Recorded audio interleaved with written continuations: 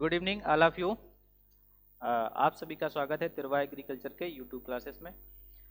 जैसा कि आप लोगों को पता है कि बोर्ड एग्ज़ाम जो है आपके बहुत ही नज़दीक है, तो उसमें केमिस्ट्री से रिलेटेड काफ़ी चीज़ें जो हैं जो ज़्यादा रिपीटेड बार बार वही पूछी जाती हैं। तो उसमें से कुछ नेमिंग रिएक्शन जो हैं जो आपके सिलेबस में ज़्यादातर हैं और वो बार बार पूछी जाती हैं, तो उसमें से कुछ नेमिंग रिएक्शन के बारे में आज हम लोग डिस्कस करेंगे। जिसमें से सबसे पहली रिएक्शन जो होती है उसका नाम है वुडचप क्रिया, वुडचप-फिडिगब क्रिया, फ्रीडल-क्राफ्ट क्रिया। ये सारी जो नेमिंग रिएक्शन है ये बहुत ज़्यादा पूछी जाने वाली रिएक्शन है। इसमें होता क्या है कि एक नंबर जो आपका होता है वो थ्योरी लिखने का होता है और एक नंबर में आपकी रिएक्शन लिखने के लिए आती है। तो उसमें से सबसे पहली रिएक्शन के बारे में हम लोग डिस्कस करेंगे जिसका नाम है वुडचप क्रिया। तो देखते हैं।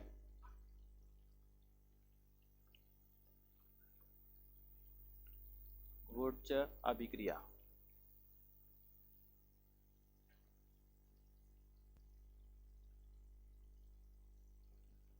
वुडचप क्रिया, इसमें होता क्या है कि एल्किल हैलाइड के दो अणुओं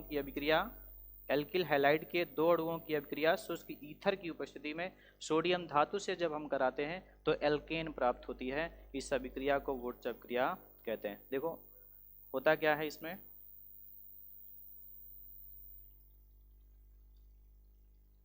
alkyl halide RX plus 2 time Na plus XR in presence of dry ether. Dry ether की उपस्थिति में जब हम रिएक्शन कराते हैं तो यहाँ का X और यहाँ का Na और दोनों X निकल जाते हैं 2 टाइम Na के साथ में, तो बन जाएगा आपका R के साथ में R और प्लस 2 टाइम NaX, जिसका नाम होता है एल्केन। इसका नाम हो जाएगा सोडियम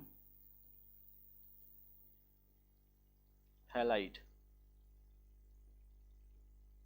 अच्छा, होता क्या है, R की जगह पे मान लेते हैं CH3, देन तब और X की जगह पे हम लोग मान लेते हैं Br।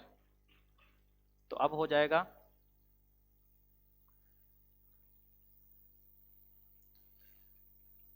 CH3,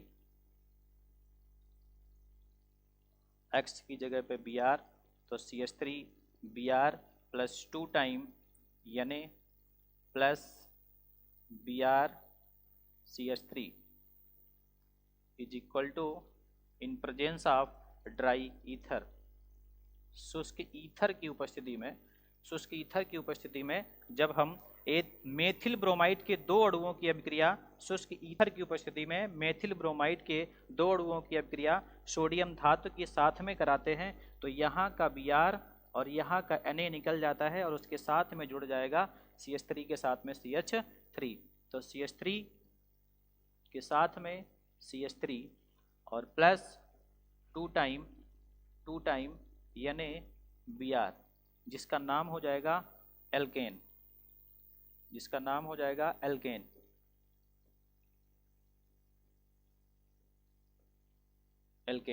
और एल्केन में अगर इसका नाम हम लोग देखें तो इसका नाम दो का नाम हो जाता है एथ, और एथ के साथ में लास्ट में जोड़ देते हैं एन, तो एथेन। तो इसमें होता क्या है कि एल्किल हैलाइड के दो अणुओं की अभिक्रिया शुष्क ईथर, ड्राई ईथर का मतलब होता है शुष्क ईथर,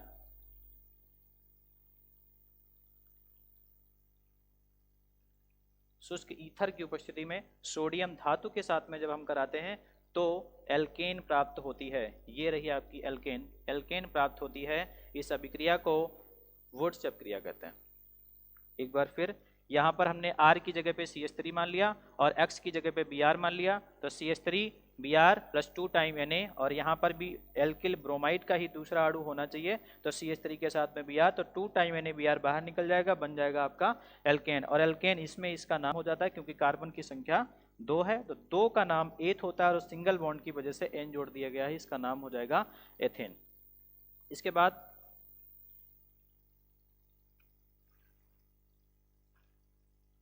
इसमें और देख लेते हैं, R की जगह पे अगर हमने मान लिया है C2H5, R की जगह पे C2H5 और X की जगह पर Cl, तब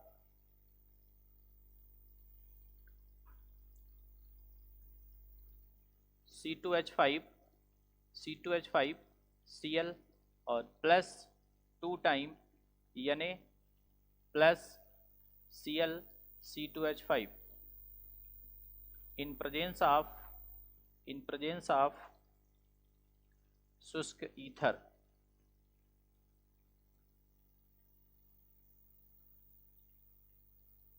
तो यहाँ का Cl और यहाँ का Cl और सोडियम के साथ में निकल जाएगा, तो भैया बन जाएगा यहाँ आपका C2H5 बॉन्ड C2H5 और प्लस 2 टाइम NaBr, जिसका नाम हो जाएगा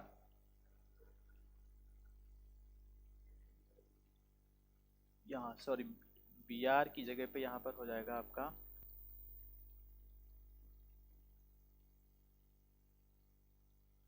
NaCl, ब्यूटेन। अच्छा, इसके बाद हम लोग रिएक्शन अगली बात करते हैं वुर्त्ज-फिटिंग अपक्रिया।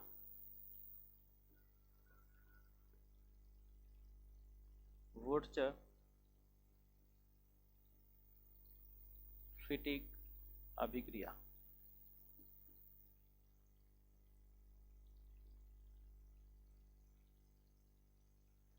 इस अभिक्रिया में भी कुछ खास अंतर नहीं होता है, इसमें होता सिर्फ यही है कि जहाँ पर हमें यहाँ पर दोनों मॉलिक्यूल, वुर्त्ज अभिक्रिया में दोनों मॉलिक्यूल एल्किल हैलाइड के लेने पड़े थे, जबकि इस अभिक्रिया में एक मॉलिक्यूल एल्किल हैलाइड का तो दूसरा मॉलिक्यूल एरिल हैलाइड का। तो इसमें होता क्या है कि जब एरिल हैलाइड की अभिक्रिया शुष्क ईथर की उपस्थिति में, इसमें भी शुष्क ईथर ही रहता है, शुष्क ईथर की उपस्थिति में सोडियम धातु के साथ में एक दूसरा जो मोल होगा उसकी अभिक्रिया हम लोग कराते हैं एल्किल हैलाइड के ही साथ में। तो होता क्या है कि जब एक मोल एरिल हैलाइड की क्रिया शुष्क ईथर की उपस्थिति में सोडियम धातु के साथ में एल्किल हैलाइड के साथ में जब कराते हैं तो बेंजीन का एल्किल व्युत्पन्न प्राप्त होता है। तो इस अभिक्रिया को वुर्त्ज-फिटिंग अभिक्रिया कहते हैं। इसमें होता है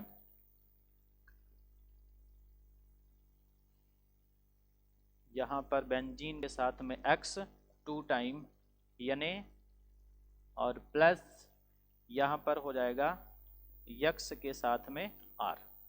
एल्किल हैलाइड का एक ये मोल, दूसरा मोल जो होगा वो एरिल हैलाइड का इन प्रेजेंस ऑफ शुष्क ईथर, मतलब ये अभिक्रिया होती ड्राई ईथर की ही उपस्थिति में। तो होता क्या है, बेंजीन का एल्किल व्युत्पन्न प्राप्त होता है, बेंजीन के साथ में एल्किल यहाँ पर R हमने माना था तो R ही इसके स्थान पर लग जाता है और प्लस इसके बाद में बनेगा यहाँ पर 2 टाइम Na के साथ में X, 2 time NaX plus 2 time NaX। ये हम लोग इसको बोलते हैं बेंजीन का एल्किल व्युत्पन्न।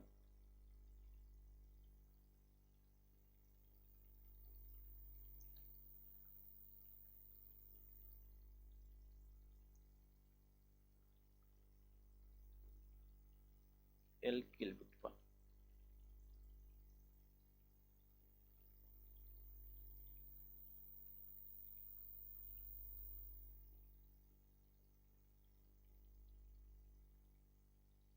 एल्किल व्युत्पन्न। अब इसमें होता क्या है,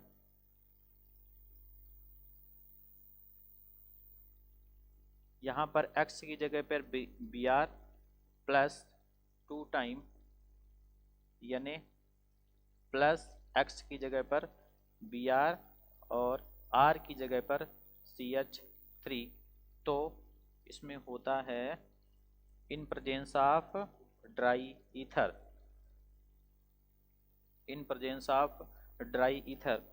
तो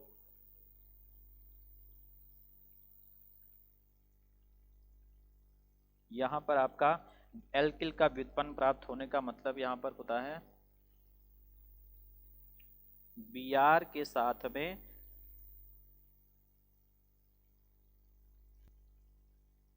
इतना ये निकल जाएगा, तो जो CH3 बचता है वो CH3 पहुंच जाता है Br के स्थान पर, तो यहाँ पर हो जाएगा Br और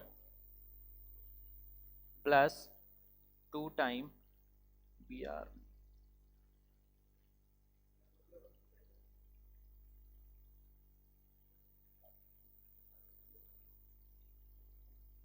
यहाँ पर प्राप्त होता है CH3 और प्लस 2 टाइम NaBr। इसका नाम हो जाएगा भैया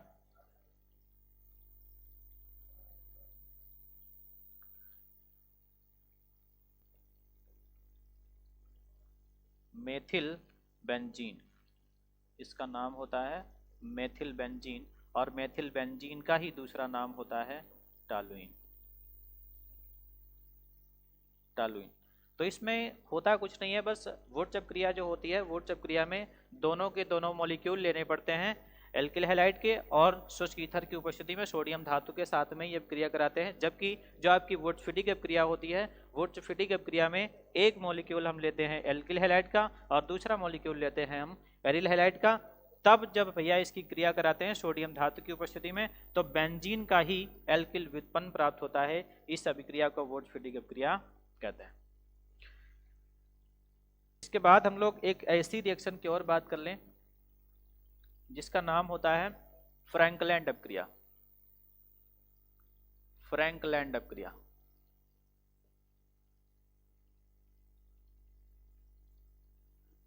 फ्रैंकलैंड अभिक्रिया।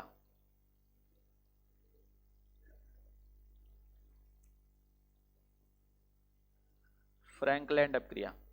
भैया फ्रैंकलैंड अपक्रिया में होता क्या है कि इसमें हम दोनों के दोनों मॉलिक्यूल एल्किल हैलाइड के ही लेते हैं, बट जो यहाँ पर हमने वुडचप क्रिया और वुडस्फीडिक क्रिया में जो आपने सोडियम धातु लिया था, सोडियम धातु की जगह पर जिंक धातु का उपयोग करते हैं। तो होता क्या है कि जैसे हमने मान लिया है R के साथ में X और प्लस यहाँ पर ले लेते हैं जिंक, और दूसरा हो जाता है X के साथ में R इन प्रेजेंस ऑफ शुष्क ईथर, इन प्रेजेंस ऑफ शुष्क ईथर, शुष्क ईथर। तो शुष्क ईथर की ही उपस्थिति में जब हम लोग क्रिया कराते हैं तो भैया यहाँ का X और यहाँ का X निकल जाता है और R के साथ में R जुड़ जाता है।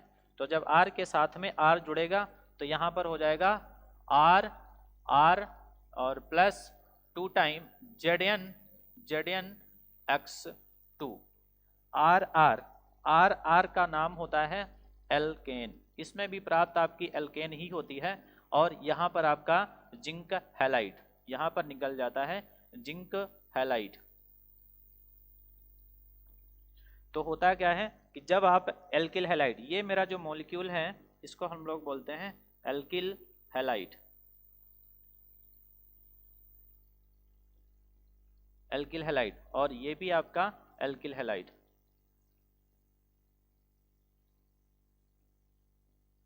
तो एल्किल हैलाइड के 2 मोलों की अपक्रिया शुष्क ईथर की उपस्थिति में जिंक धातु के साथ में जब हम कराते हैं तो फ्रैंकलैंड अपक्रिया प्राप्त होती है। इसमें हम लोग मान लेते हैं R की जगह पर C2H5, R की जगह पर C2H5 और X की जगह पर Cl। तो अब होता है इसमें क्या है, C2H5 plus C2H5 Cl plus zinc plus Cl C2H5 in presence of शुष्क ईथर। शुष्क ईथर की ही उपस्थिति में जब हम क्रिया कराते हैं तो भैया यहाँ से आपका Cl और यहाँ का Cl जिंक के साथ में बाहर निकल जाता है। तो अब यहाँ पे आपका बनना क्या होगा, C2H5 के साथ में C2H5 और प्लस जिंक क्लोराइड। तो भैया यहाँ पर भी आपका प्राप्त क्या होता है, जब हम अपक्रिया कराते हैं एल्किल हैलाइड के दो अणुओं की शुष्क ईथर की उपस्थिति में जिंक धातु के साथ में कराते हैं, फिर भी आपकी प्राप्त एल्केन ही होती है। तो इस अभिक्रिया को फ्रैंकलैंड अभिक्रिया कहते हैं। एल्केन, और एल्केन में भी इसका नाम होता है भैया, यहाँ पर कार्बन की संख्या 4 होने की वजह से इसका नाम हो जाता है ब्यूटेन, और यहाँ पर आपका नाम हो जाएगा जिंक क्लोराइड।